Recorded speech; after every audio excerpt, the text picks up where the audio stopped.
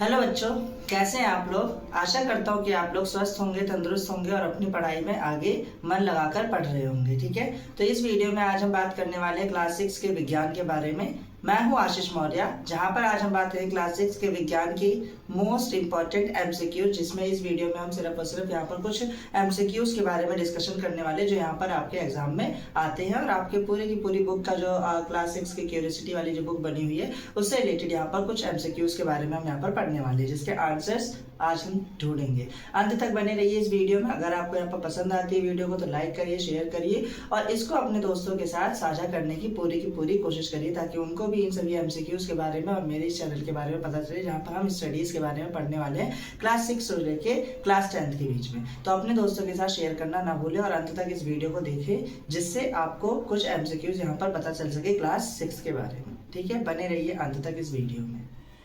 पहला वाला आपको यहाँ पर देखने को मिल रहा है, when an object moves circular path और circular path its motion is called linear motion, oscillatory motion, circular motion और रनिंग। ठीक है, तो यहाँ पर आपसे ये बोला गया है, तो आपको यहाँ पर क्या करना है, सिर्फ और सिर्फ आपको यहाँ पर आंसर्स को ध्यान से देखना। मैं यहाँ पर आपको कराने की कोशिश करता हूँ। ठीक है, तो यहाँ पर आप आंसर्स को एक बार पढ़िए, खुद से करने की कोशिश करिए, फिर मैं यहाँ पर आंसर बताता हूँ। दोबारा क्वेश्चन को रीड आउट करिए। हिंदी में पढ़ता हूँ। जब कोई वस्तु वृत्ताकार पथ पर गति करती है तो उसकी गति क्या कहलाती है? रेखीय गति, दोलन गति, वृत्तीय गति या फिर दौड़ना। तो यहाँ पर आपका करेक्ट आंसर जो है वो करेक्ट आंसर है सर्कुलर मोशन। ओके, तो करेक्ट आंसर क्या है? वृत्ताकार गति। ठीक, जैसा कि आप यहाँ पर पहले आंसर को देख चुके होंगे। सबसे पहले का आंसर हमारा पहला एमसीक्यूज था, जिसमें आपको बताना था सर्कुलर पाथ पे कोई भी ऑब्जेक्ट मूव करता है, वहाँ पर कोई मोशन हो रही है, तो उस मोशन को क्या कहा जाता है। तो सर्कुलर पाथ पर हम सर्कुलर मोशन कहते हैं, और हिंदी में अगर वृत्तीय पाथ पर या फिर वृत्ताकार पथ पर है तो वहाँ पर हम वृत्ताकार गति या फिर वृत्तीय गति भी कहते हैं। ठीक है, तो यहाँ पर हम बढ़ते हैं अगले क्वेश्चन की तरफ, जहाँ पर हम देखेंगे क्वेश्चन नंबर 2। क्वेश्चन नंबर 2 में देखा गया है, when a bar magnet is brought near iron filings, maximum iron filing stick at middle of the bar magnet, ends of the bar magnet uniformly stick all over the magnet, no iron filing stick on the magnet. जैसा कि आपने यहाँ पर option पढ़ लिया, question पढ़ लिया है, एक बार हम हिंदी में भी पढ़ते हैं। जब किसी चुंबक को लोहे के बुरादे के पास लाया जाता है तो लोहे के बुरादे का अधिकतम भाग कहाँ चिपकता है, इसका आपको आंसर देना। ऑप्शन ए बताता है आपको चुंबक के मध्य में,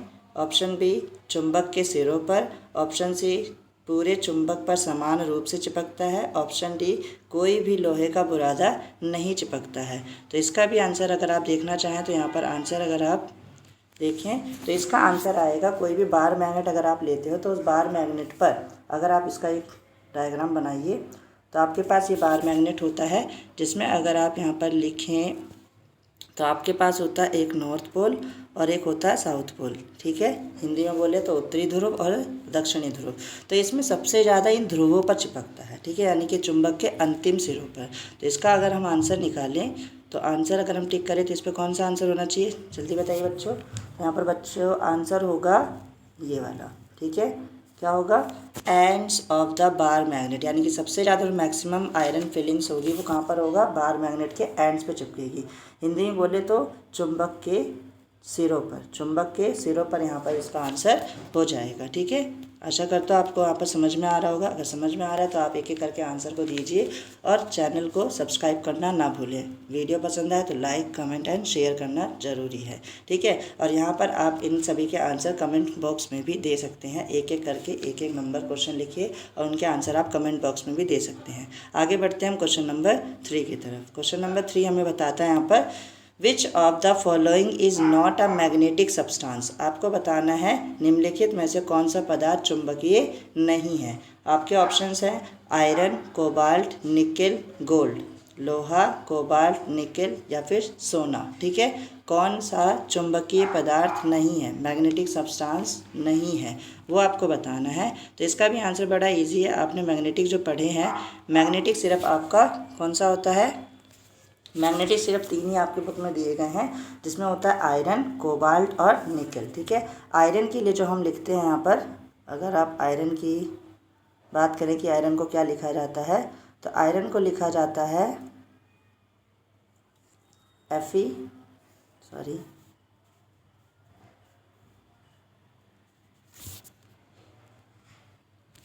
अगर आप आयरन की बात करें तो यहाँ पर होता है आयरन के लिए Fe लिखा जाता है, कोबाल्ट के लिए CO लिखा जाता है, एंड गोल्ड के लिए AU लिखा जाता है, और निकेल के लिए Ni लिखा जाता है साइंटिफिक लैंग्वेज में। ठीक है, तो अगर आप बात करें तो ये जो हमारे पास प्रेजेंट है,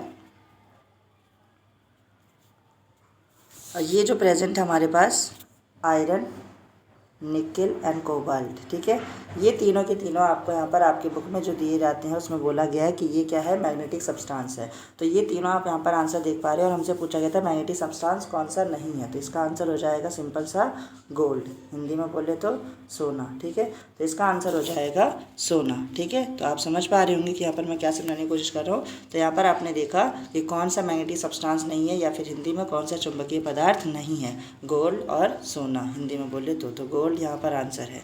क्वेश्चन नंबर 4 की तरफ बढ़ते हैं हम यहाँ पर। तो क्वेश्चन नंबर 4 आपके सामने आता है, जहाँ पर हम बात करने वाले हैं the normal temperature of a healthy human being is close to. ठीक है, इज़ क्लोज टू, यहाँ पर सारे के सारे आंसर आपको डिग्री सेल्सियस में दिया है।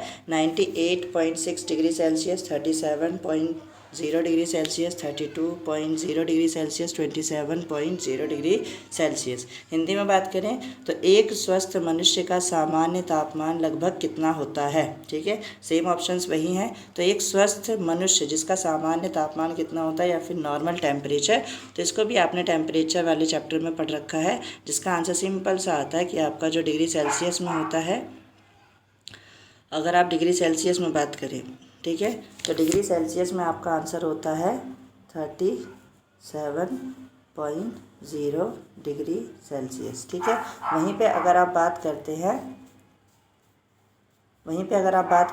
किसकी सॉरी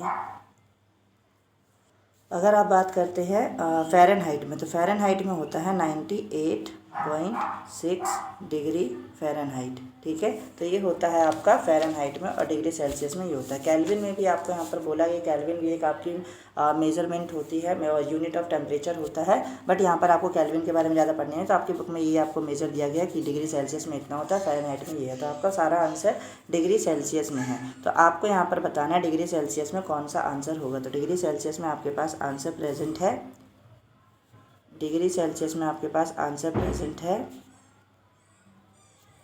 ठीक है, डिग्री सेल्सियस में आपके पास आंसर प्रेजेंट है,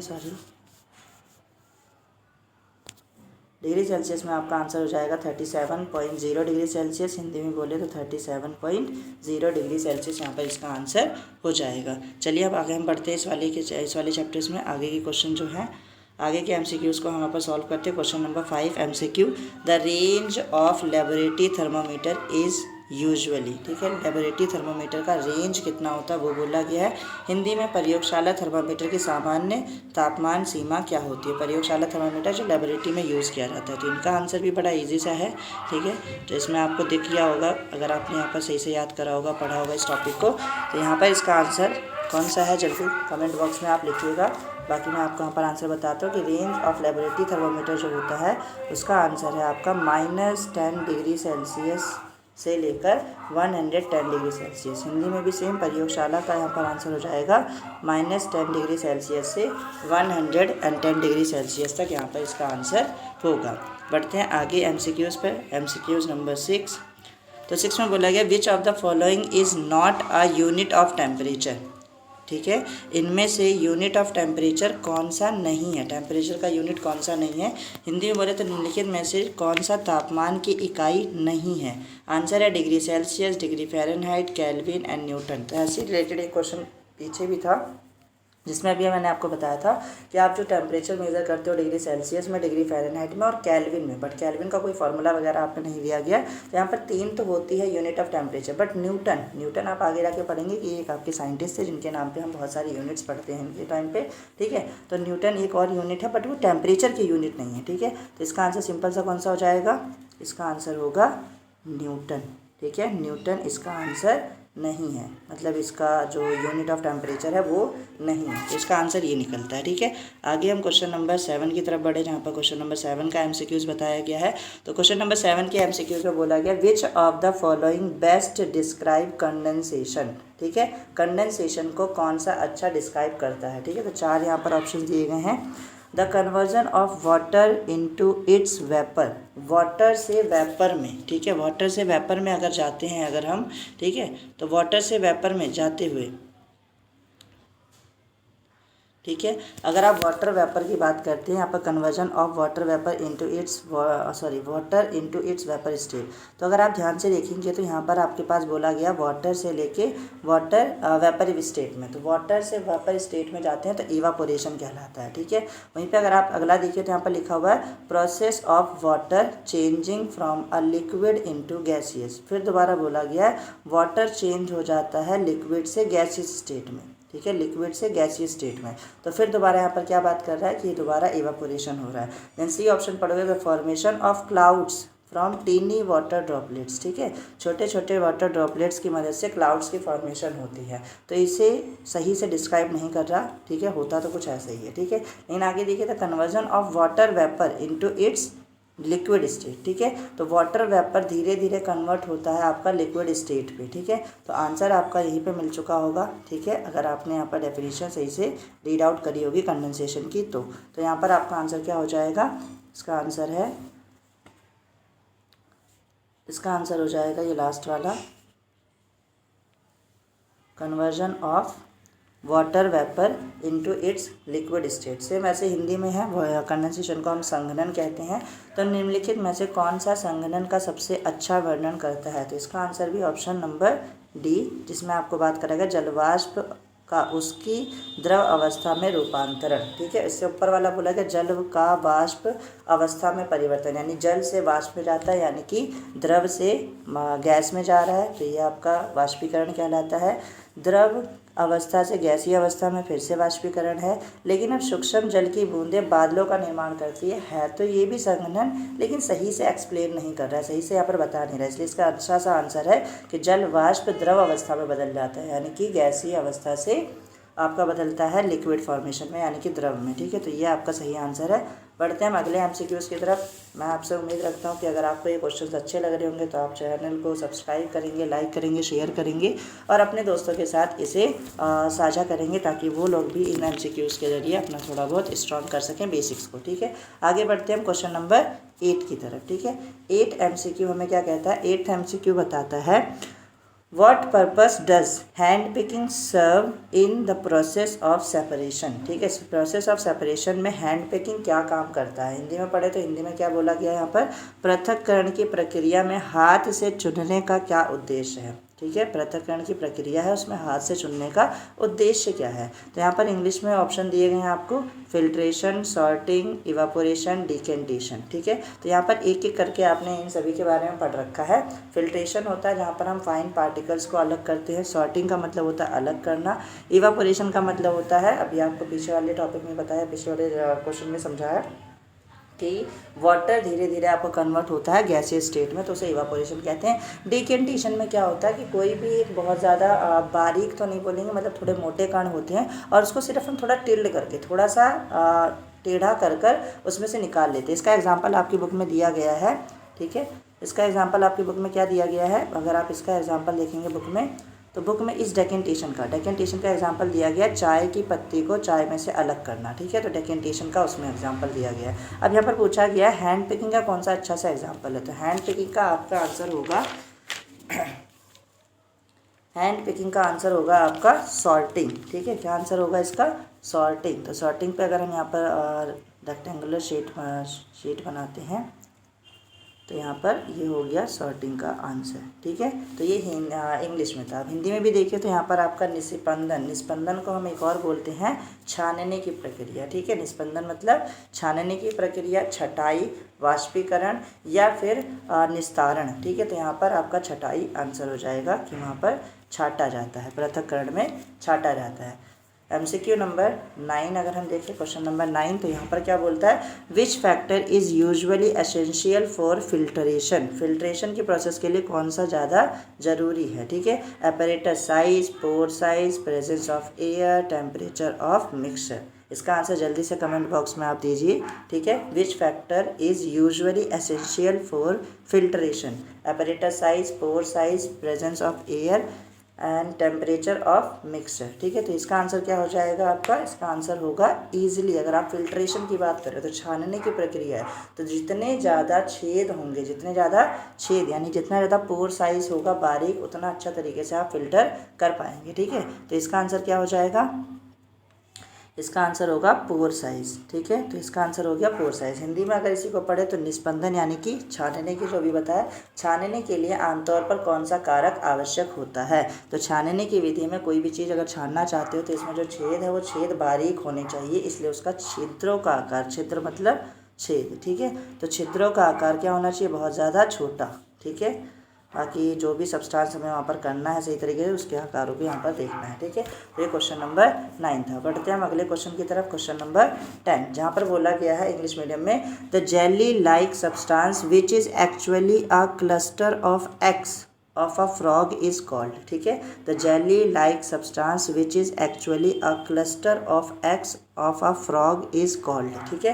तो यहाँ पर बोला गया है जो फ्रॉग अंडे देते हैं उनके क्लस्टर को, उनके मिले जुले जहाँ पर भी पड़े रहते हैं, मूव करते हैं थोड़ा बहुत घास के आसपास, जहाँ पर तैरते रहते हैं हल्के फुल्के, ठीक है, मतलब ज़्यादा नहीं तैरते, ध्यान रखना वरना अंडे फूट जाएंगे। तो वो अंडों का जो समूह होता है, अंडों का जो समूह है उसको क्या कहा जाता है, जो कि जेली लाइक जैसा आपको दिखाई देता है, यानी कि जेली सब्सटेंस जैसे थोड़ा दिखाई देता है, तो उसको क्या कहा जाता है।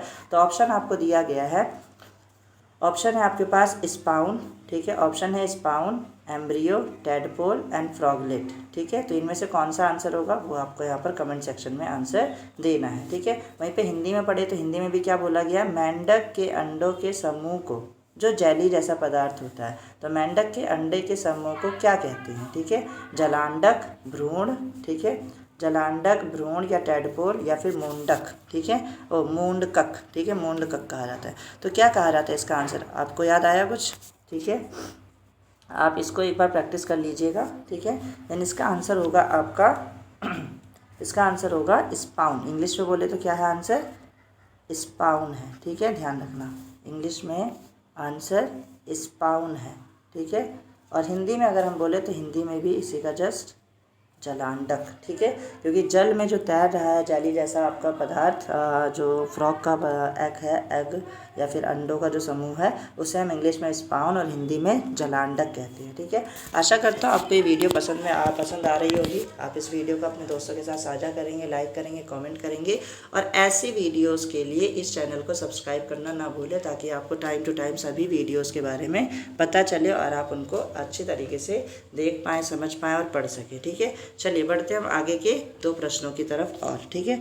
तो यहाँ पर मैं 2 प्रश्न आपको होमवर्क में दे रहा हूँ, जहाँ पर हम यहाँ पर डिस्कस करने वाले हैं क्वेश्चन नंबर 11, ठीक है।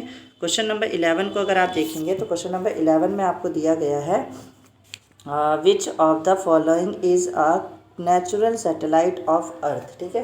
अर्थ का नेचुरल सैटेलाइट कौन सा है, नेचुरल मतलब प्राकृतिक, तो हिंदी में भी है, निम्नलिखित में से कौन पृथ्वी का प्राकृतिक उपग्रह है, ठीक है, कौन प्राकृतिक उपग्रह है। तो हिंदी में बोले तो हिंदी में ओरियन है, शुक्र है, मंगल है, चंद्रमा है, ओरियन, शुक्र, मंगल और चंद्रमा, ठीक है। इंग्लिश में बोले तो कौन सा नेचुरल सैटेलाइट अर्थ का है, ठीक है, तो ओरियन, वीनस, मार्स और ये मून, ठीक है। तो आपको क्या करना है, इसका आंसर आपको कमेंट सेक्शन में होमवर्क के लिए मैंने आपको दिया है, ठीक है। तो इसको आपको होमवर्क में आंसर देना है, कमेंट सेक्शन में आप इसका आंसर दीजिएगा, ठीक है। क्वेश्चन नंबर 11, कौन सा नेचुरल सैटेलाइट अर्थ का है, ओरियन, वीनस, मार्स या फिर मून। आंसर आप इसको कमेंट बॉक्स में देंगे। हिंदी मीडियम वाले बच्चे, कौन सा पृथ्वी का प्राकृतिक उपग्रह है, ओरियन, शुक्र, मंगल या फिर चंद्रमा। इसका आंसर आप देंगे कमेंट बॉक्स में, ठीक है। हम बढ़ते हैं क्वेश्चन नंबर 12 की तरफ। ये क्वेश्चन नंबर 12 भी आपको यहाँ पर होमवर्क के लिए ही दिया जा रहा है, तो आप इसका आंसर होमवर्क में देंगे, ठीक है। इसको सही से आप पहले खुद से ईमानदारी से करिएगा। फिर अगर आप थोड़ा बहुत डाउटफुल है तो एक बार बुक का भी सहारा ले सकते हो। बुक्स में से भी आप थोड़ा बहुत आइडेंटिफाई करने के बाद फिर आंसर दे सकते हैं। ठीक है, क्वेश्चन नंबर 12 भी आपको होमवर्क में दिया जा रहा है। ठीक है, तो क्वेश्चन नंबर 12 में क्या बोला गया है आपको बोला गया है which of the following is not, क्या बोला गया है यहाँ पर ध्यान से देखिएगा। ऐसे प्रश्नों को आप थोड़ा ध्यान से पढ़िए ताकि आपको समझ में आए कि कैसे आपको इन प्रश्नों के उत्तर को देना है। ठीक है, तो जब भी आप पेपर में देखेंगे तो यहाँ पर हमेशा आपको क्या मिलता है, एक हाईलाइटेड पॉइंट मिल जाता है। क्या मिलता है यहाँ पर, हाईलाइटेड पॉइंट या फिर हाईलाइटेड वर्ड करके दिया जाता है आपको, तो इसके ऊपर आपको ध्यान रखना होता है हमेशा। ठीक है, तो यहाँ पर क्या है, ये नॉट था, तो हमें नॉट पहचानना है। ठीक है, तो बोला गया है which of the following is not a member of our solar system, हमारे सोलर सिस्टम का कौन सा मेंबर नहीं है। तो ऑप्शन है आपके पास Sirius, asteroids, comets and planets. ठीक है, मुझे माफ़ करना अगर ये सीरियस नहीं है, प्रोनाउंसिएशन मेरे को ढंग से नहीं पता है इसकी। ठीक है, तो प्रोनाउंसिएशन एक बार इसके सही से देख लीजिएगा आप, serious, asteroids, comets and planet. ठीक है, तो ये आपके पास 4 ऑप्शंस है, कौन सा हमारे सोलर सिस्टम का मेंबर नहीं है। ठीक है, इसको आइडेंटिफाई करके आपको आंसर देना। अगर हम बात करें हिंदी मीडियम में, तो हिंदी मीडियम में आपको बोला गया है निम्नलिखित में से हमारे सौरमंडल का सदस्य नहीं है। ठीक है, निम्नलिखित में से कौन हमारे सौरमंडल का सदस्य नहीं है। तो आपके पास भी ऑप्शन है लुब्धक, शुद्ध ग्रह, धूमकेतु, देन उसके बाद उपग्रह। ठीक है, तो लुब्धक, शुद्ध ग्रह, धूमकेतु और ग्रह। ठीक है, तो ये 4 ऑप्शंस हैं। मैं आप लोगों से इनके आंसर्स चाहूँगा कि आप इनके कमेंट बॉक्स में इनके आंसर दीजिए। तो बच्चों, आपने इस वीडियो में देख लिया, अंत तक आपने देखा कि यहाँ पर हमने कुल 12 MCQs का डिस्कशन किया है, जिसमें से 12 में से मैंने आपको 2 MCQs को होमवर्क में भी दिया है, जिसके आंसर्स को आप यहाँ के इस वीडियो की कमेंट बॉक्स में आप इसके आंसर दीजिए। बाकी वेट करिएगा कि कल शाम तक मैं इसके आंसर कमेंट बॉक्स में दे दूंगा, ताकि आपको आपका पूरे आंसर्स का श्योरिटी मिल जाए कि आंसर वो ठीक है या गलत है। बाकी अगर हम बात करें इस वीडियो में, तो आपने इस वीडियो में अंत तक ये देखा होगा, क्लास के सिर्फ हमने यहाँ पर 12 MCQs के बारे में बात करी है। बाकी इसके ऐसी ये वीडियोज आपकी आगे बनती रहेगी, जिसमें आप और ज़्यादा MCQs और बाकी क्वेश्चन के आपको आंसर यहाँ पर देखने को मिलेंगे। अंत तक देखने के लिए बहुत बहुत धन्यवाद। लेकिन इस वीडियो को अगर आपको पसंद आई है तो इस वीडियो को लाइक करिए, शेयर कीजिए, कमेंट कीजिए और उसके साथ साथ चैनल को सब्सक्राइब करना ना भूलें, ताकि आपको भविष्य में इस कक्षा 6ठी से लेकर 10वीं तक के सभी वीडियो से रिलेटेड अगर आपको कोई इन्फॉर्मेशन चाहिए तो इसी चैनल पे आपको यहाँ पर मिलेगा। तो चैनल को सब्सक्राइब करना इसलिए ना भूलिए। ठीक है, बाकी इस वीडियो को अपने दोस्तों के साथ भी ज़्यादा से ज़्यादा साझा कीजिएगा, ताकि उनको भी इन सभी प्रश्नों के बारे में पता चल सके और वो भी अच्छे से अच्छी तैयारी करके अच्छे मार्क्स यहाँ पर उठा सके एग्जाम में। बाकी आप यहाँ पर कोशिश करिए कि इस वीडियो को अंत तक देखने के लिए बहुत बहुत धन्यवाद।